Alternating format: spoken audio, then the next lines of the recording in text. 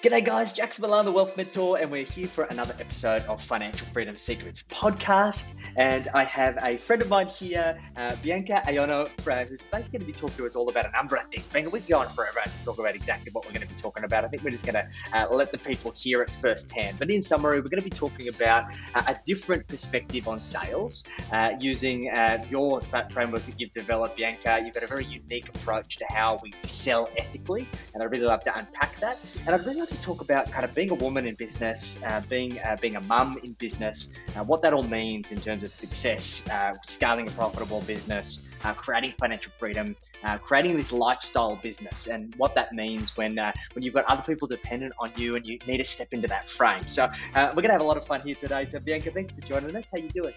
Oh, I'm very glad to be here. That sounds amazing, all of that. It's a lot to cram into 30 minutes, but we're going to do our best. So, Bianca, let's start right at the beginning. Tell us, who is Bianca Aiono? What's your story? Oh, okay. I feel like probably I've been a member of Overachievers Anonymous from as long as I can remember. So an elite athlete from, 14 to 30, represent Australia in 6 different sports. And then I decided that I wanted to become a mum, and then I decided to push the capacity somehow in that respect. And then I had 4 babies in like 3 years. And what I've really been studying in that time, I've been a health and wellness expert, building, my own business, 6-figure business from the ground up. I had a personal training studio, online wellness, and now I've been doing a lot of sales consulting.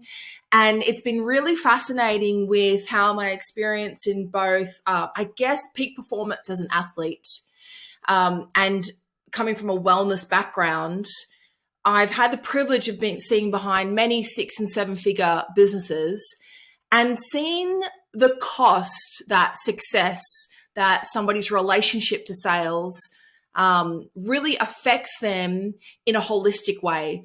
So I kind of come in when, they've got burnout, when they're really overweight, and a lot of those things. And I guess now in my sales consulting, it's actually more about relationships. It's about the things that they have built, or the things that they have built that become now this prison that traps them, or there's something or somebody that they love that's holding them from going back to the next level. And it's been really fascinating looking at the drivers that so many of us use when we're overachievers. And it so often comes from a place of not enoughness, of self-rejection, of like chasing that next win. And it does create really great externally manifested results. But when we're not doing it from an organic way, and especially becoming a mum and realizing you can't rush things, right? Like if you rush the gestation period, you might lose off a limb. You might forget to build the baby in eyes, right? So recognizing that part of organic, ecological, and sustainable growth. And I did that in my own personal training studio when I was really subscribed to the bigger, better, faster, make a lot of money. Like I was too good of a salesperson for my own good, and grew the business to this sort of juggernaut. And I ended up hating it. Like there was lots of things about it that I was a victim of my own success. I was a victim of my own sales power. So now when I go around, it's like I notice those little parts, little splinters of integrity that become chasms of consequence later on. When you track that back and you realize that decision that you made all the way back then, if only you had made a different decision, or if only you hadn't kept on making that pattern of decision, you wouldn't have found yourself so far off track. So much of what I do really is like alignment to yourself, your higher purpose, and ensuring that like the joy and you're using joy to fuel your business, to grow your business. And it doesn't come from a place of forcing or sacrificing. And, I really feel like that's when you're in your sovereign sales power, when you're in this magnetic flow. And when you're out of that, either, you're stuck and uninspired or in the friend zone, or often people are in the toxic sales zone when you're really great at making money, really great in making sales, but you start becoming beholden to the architecture, to the structure that you've built.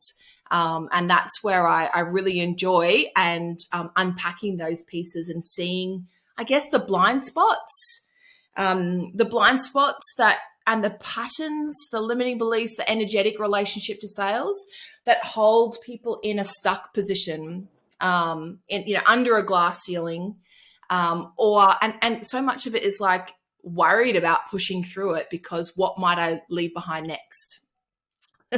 Wow. This is super powerful, and there's so much for us to unpack. And I'm sure people who are already listening, they're like, wow, hook, line, and sinker. So there's an interesting part here, Bianca, and I've heard this so many times. I'm sure you've heard it a lot of times as well, is that in business, there's a throwaway line that sales fixes everything. And right. I think so many entrepreneurs approach this from a tactical standpoint of, I just need to get better at sales. I need to learn better sales skills, better sales tactics. I need to be able to convince people to do business with me. And I observe this all of the time, that people who sell from a position of non-congruence, not selling like them, they find themselves in this trap where they're kind of like burning the candle at both ends, and inevitably they hit a kind of inflection point where it all comes tumbling down. And I have never really seen a lot of people approach sales from the same perspective you do. So from being someone who was a superpower salesperson, getting this great success, building this behemoth, and realizing that it was kind of empty and fruitless, what was the point where you realized that you had to find a different way? And talk us through that thought process. What really discovered, one of my first mentors taught me about the principle of be, do, have, if you've been familiar with that a lot of times we look on the outside and we see the effect, and then we try to reverse engineer and do the thing that they're doing so that I can have the thing that they're having. But when we're at cause, when we're really creating from this place where our being state reflects the success that we want, that's when we have the ripple effect outwards of congruence, that who we are is the thing that creates the most results that are in alignment with us, as opposed to what we do. When I realized I'd built up this huge business that I was trying to sell, and then nobody could match the level of freneticism, anxiety, like just scaffolding of all these sort of, brilliant heroic saves that I'd done, and realizing that that was not a saleable asset because I had just built the external manifestation of my not enoughness, of my scarcity, of my lack, of my driving. So from that shift of recognizing that your state, driving yourself from a place of woundedness versus driving yourself from a place of wholeness, affects the entire trajectory of your external manifested results. So, thinking that sales fixes everything, no, it just amplifies the cracks that are already there. It's like the leaning tower of Pisa, the things that were a small problem at the start are now a massive problem at the end. So I definitely don't subscribe to that.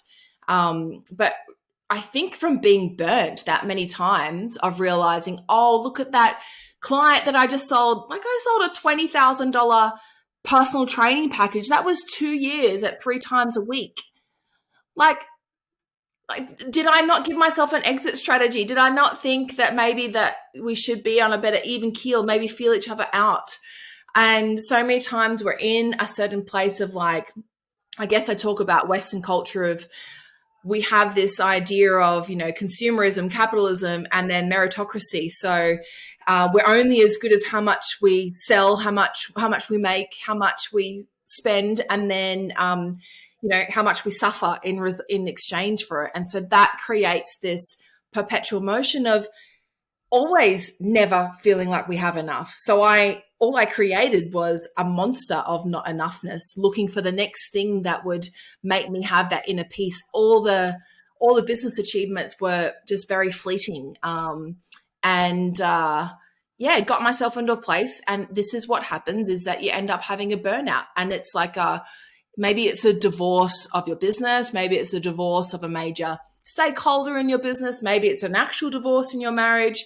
There's often some kind of critical point. Sometimes it's a death in the family or a sickness.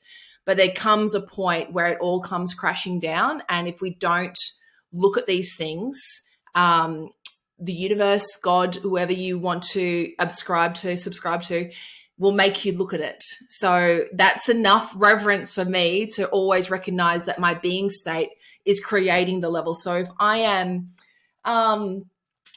suffering or feeling like some kind of client relationship is like nails down a blackboard, or, my family isn't getting enough of me, then I always use that as a way to navigate through it. And I've been doing a lot of research into my Polynesian ancestry, and the difference between Indigenous cultures and European is that, for instance, like James Cook, the explorers, they would see, the end goal as a fixed point that they were traveling to, whereas Indigenous cultures see time as being circular, relate to time and space differently. So they're looking at the horizon as if it's constantly moving. So they're constantly looking at the stars, the clouds, the birds, to see where they're at in terms of any given state, every given place. So if you are sacrificing yourself right now for some one day future happiness that may never ever come about, you've really missed the whole entire point. I resonate so much with this, Bianca, and I've been on my own journey with this. And my motto is live for today and plan for tomorrow, right? We can't just defer gratification and hustle our asses off for the rest of our lives for a future that's quite frankly not promised. And what I've just taken out of what you've said is that I think, firstly, you need an extreme amount of self-awareness. And in many cases, like, you got to be brutally honest with yourself, which there's many people out there that aren't. And I think the other part to this is that when you look out into an external environment, we sometimes presuppose what that external environment is. Like the entrepreneurship world, if I could call it that, has a certain set of rules and expectations, and we all are expected to operate within those rules. But when you change those rules, like your comparison between the kind of Western explorers and these kind of very much tribal kind of Indigenous groups, they've got a completely different rule book that they're working from, which shifts your perspective entirely. And how you brought this together is quite beautiful. So, but people lack this self-awareness to even start looking. Why do you think that is, Bianca? I guess it's the dogma, the conditioning, and the immediate wins. Like, I can have conversations with quite successful business owners, and what I'm asking them, what I point out to them is not the easy fix. It's some people, not everybody, there is a faster win to get to put a Band-Aid on my core wound, meaning, why would I listen to you, Bianca, when I can just go out there and make tens and 20s and 30s and 50s thousands of dollars if I don't listen to you? So I can go make it that, but I'm saying, if you just slow down, if you just take note of these deep issues, I'm not saying it's going to be a fast turnaround, but it's going to be a longer term, more sustainable, and there will be a much greater capacity for your growth. And the growth that you do will be beneficial for everybody. It won't leave anything behind. But then people are still in this state of, going, hang on, you're telling me that I have to give up on this perceived short-term win for a longer, more sustainable, holistic one. And I'm going to have to look at some potentially, damaging patterns about myself. And if somebody is in the driver's seat where speed is the thing that they get, speed to create a result is the thing that makes them feel really good about themselves, then they just won't want to until they get to a place. Like I heard about the top 10 regrets of the dying, and it's always one of the top ones is people working too much and worrying too much about money. So in this place of really getting still and silent, which are a lot of the things that consumerism and capitalism doesn't appreciate, you miss all the juiciness, you miss all the moments that are actually filled with the abundance that they've been working so hard to search for, thinking, like, I'm just thinking of one client who was really working hard to get $1 million cash in the bank. because everything will be better when I've got $1 million cash in the bank. Then that was created. And then it's like, oh, this doesn't feel the way I thought it was going to feel. $5 million cash in the bank. That's what I need. Right. So, you have to be willing to actually look at that and willing to look at the things that it's costing you. And it requires a level of strength, tenacity, and openness. And I guess you have to be somebody who values that first. Yeah, and I think I know this from firsthand experience myself, is that you sometimes have to have that come to Jesus moment where it all Yeah. comes to a head and you get to that crossroads. And it happened with me. And now I epitomize creating a lifestyle business, a business that works for me as opposed to me working for it. I love my business. I love what I do, and I will never retire. But that doesn't mean I should work tirelessly 24/7, 365. The idea is, how do I get better quality of work done in a smaller vessel of time? Because time is finite. It's our most valuable resource. And we use the time we've got available. So if I constrict the amount of time, I can be more effective with how I invest that time. So I can spend time taking care of my animals and growing my gardens and creating impact and doing all Beautiful. the things that I want to do. Now, you're a mum of four. You've got three triplets. What does creating a lifestyle business mean for you as a mum? That's a great question. What I notice is time is finite, but what we can achieve in time can be exponential when we are in the right state. So when we are really in our highest level of alignment to, I guess, soul mission, greatest mission here on earth, and also who's meant to receive that, who we're meant to work with in order for that to spill out. So I very much feel like the vitality that you receive from source, from spirit, is also the abundance and the joy that you feel within that's able to spill out into every other area in your life when you have that alignment. So a lot of my the way that I create my life is that I have to make sure I'm accommodating all the different parts that allow me to feel vitalized and aligned, which means I have my kids in daycare 3 days a week. They're going to go in 4 days next year. I have a nanny who comes once a week, and she does a bunch of, extra mum duties that it doesn't make sense for me to do. And I have a cleaning lady as well. So it's like I kind of really protect myself from the duties that make me feel bogged down and unresourceful. And I prioritize things like exercise, like walks in the forest, like hanging out with my dogs, playing the flute, learning music, singing, so that when I get in front of my clients, it creates a huge, massive ripple effect. I think I've heard something about something like 17 seconds of aligned attention can create 1,000 hours of output. So Wow. I guess the comparison really is like, I'm a generator. I'm very, very good at doing a lot of work, and I have an enormous capacity, and that's been to my detriment in the past, because I'll just load that on. I'll run and I'll keep running, and I'm looking at my feet. I'm working so hard. And then it takes somebody to go, hey, look up. You're running in the complete wrong direction.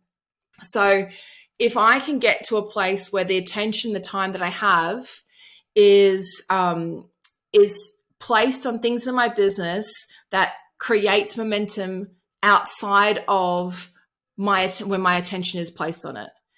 And a lot of that also is ensuring that I'm serving my clients at the highest possible level, the highest level of impact. I've had the privilege of working with Denise Duffield-Thomas, who's somebody described her as like the Kylie Minogue of the money mindset world in Australia. And, it was really amazing to be able to work with her, and her having tens of thousands and hundreds of thousands of people on her list. So I'm helping impact and help create and support her launching her creative genius out into the world. And that will help tens and hundreds of thousands of people. So in order for me to be at that state where I can hold space and have capacity for people who are already incredible high performers doing, amazing catalysts out there for good, I have to make sure that my daily practices are sorted. I'm eating well. I'm doing my emotional clearing. I'm getting centered. And that's really hard to do when you've got little grommets running around demanding your attention left, right, and center. So I think for a lot of women, stepping out of the patriarchal confines of asking for help in the home is a big journey. It's not once you've done it. Once you've done it and gotten over that part of that deservedness and that okayness. But I still notice, family members who are out in the country and they're like, who's that turning up? I said, oh, that's the cleaner. And he's like, oh, lives of the rich and famous, So those are like conditioning the paradigm that for a lot of women, thinking about themselves as this, golden goose. Like when you think that you're the golden goose and you're the matriarch of your family, your time is so precious, your energy, your resources are so precious. How can you make sure that you're at the front of your cruise liner, you're being the captain that's driving and has the most attention, the most powerful focused attention, and allow yourself to delegate all those things that aren't contributing? It's super powerful. Here's the thing about you, Bianca, that I've observed. You're such a passionate and purposeful thinker, speaker, and doer. And I can see like everything you talk about comes from like just this sense of being super passionate about what you do, and just the passion hangs off every word. And it's interesting in the space that kind of comes between our two worlds. Like I'm kind of like a very much traditional capitalist, but I try and have a very spiritual, purpose-driven view of that. I've done a lot of work in researching Stoicism and this idea between defining enough and extra. But then on the complete opposite end of the spectrum, I guess the world that you've come from, the very kind of spiritual kind of mindset industry, there's a lot of negative connotations about wealth and finance. And I find that there's a lot of people from that world who really struggle to bridge that gap of how can I be purposeful, soulful, spiritual, and also be wealthy. And that comes with a lot of baggage. So in your world, with your skill set, with your experience, Bianca, how do you perceive wealth and being wealthy? That's such an awesome question. What I notice on two ends of the spectrum is people who are really aligned in their professional lives and they are great at making money, but perhaps not aligned in their own personal sense. So therefore, they don't give themselves the space to actually enjoy all the hard work that they've been creating. That's very much one of those constructs of either money comes really easy to you, but you're not really allowed to enjoy it. And the flip of it is that I'm really present, I'm really open, I'm really at one with my surroundings and what's important to me. And making money will get in the way of that, or making a lot of money will get in the way of that. So it's the same part of like driving wealth with sacrifice. So there's so much of wealth that's tied up in power and oppressing people. And it's something very, very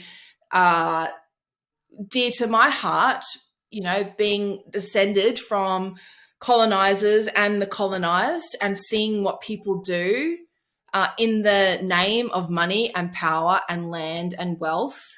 So I think it's something that I'm ever expanding, and I'm ensuring that, I guess, from my place, I'm constantly challenging myself where I can expand my concept of wealth. Like right now, I'm in a place of realizing that, paying off debt isn't wasted money. Like paying off debt is actually really, really great. And the fact that I can do it at a rapid rate is really, really great. Whereas usually I probably would be like, I make money to go spend more money in my business or on great experiences. And then my mortgage or my stuff like that is like really boring. So I think wealth to me has to be holistic. And I am recognizing how much when you do have all these systems in place, you have so much more power. So the people with more money and more integrity, so people with more integrity and greater sense of values and greater sense of connectedness to the world around them should be more empowered with money. So I'm very much in this like expanding state of recognizing that wealth doesn't have to mean that you have sacrifice something about yourself. I was just on a podcast recently about how to be rich without being a bitch. All of those like conditioning dogmas that I guess so many men aren't exposed to, but as women, as really heartfelt women, like really empathy led, it can be a real minefield, especially since the way that we've always been taught how to sell is from a very masculine place. I struggle. I've maybe got one, maybe two female sales mentors that I look up to, and maybe I've got one or two men. Maybe there's just one guy that I actually really look up to. And everything else is how men, the patriarchy of men, of driving sales from a place of authority and direction and logical and not being in your heart. We've always been taught, the way we've been taught has caused harm. So it's like bridging the gap of realizing there is toxic sales trauma and there is a way to heal from it. And there is a way to lead yourself out for it. And when more women have more money, more good is done in the world. So I love that. That's a valuable lesson. And look, I think even for us blokes, in leaning into some of that feminine energy around sales and business, it really helps us have that holistic view. Because I think as men, and from this masculine energy, we can be very one-dimensional around how we view money and our business. And that leads us to having blind spots and falling into that position of lack of congruence. So I think there's something for everyone here. So, Bianca, if people have enjoyed our conversation here and they'd love to learn more about you and how you could potentially help them, I guess, who's an ideal client for you? Who do you typically work with? Oh, look, I am really, really loving the work I'm doing, which is a real business alchemy of alignment, of energetics, of seeing how yourself is interacting with the structures of your business, interacting with the entities, the sales process, the delivery, and your team and your market. So I've been doing amazing, amazing stuff with helping people like sell their boats, sell their businesses, break through to new levels of income with less effort. It's been really, really fun. But I think the one thing that somebody comes to me for is when they're on this precipice of a new adventure and something they love or someone they love is holding them back from really stepping out into that next level. And it's like other people might see you as a massive success already, but you know that you've still only like scraped the surface of what you've created. So when you're on this new adventure and like this new leap, and you need that support and guidance to bust through those invisible glass ceilings of revenue, of profit, and even ensuring that you're not sacrificing your inner peace and your joy along the way. Those are the clients that get heaps out of working with me, and I love it. Awesome. Beautiful. That's great. And if they want to get in touch with you, Bianca, what's the best way for them to find you? Find me at onealignederentrepreneur.com/consult. Beautiful. We'll include that link in the show notes. So if we're going to come to a close here, Bianca, because I'm sure we could talk all day, if you had to give one last golden nugget to the listeners of the podcast, what would that golden nugget be? I really think that in this state where action and doing and just picking the ball up and run with it, that is so admired and honored. If you could just take a moment and go, who am I being before I make this decision, before I set myself off? And then how am I being? Because that will reset your whole compass along the journey.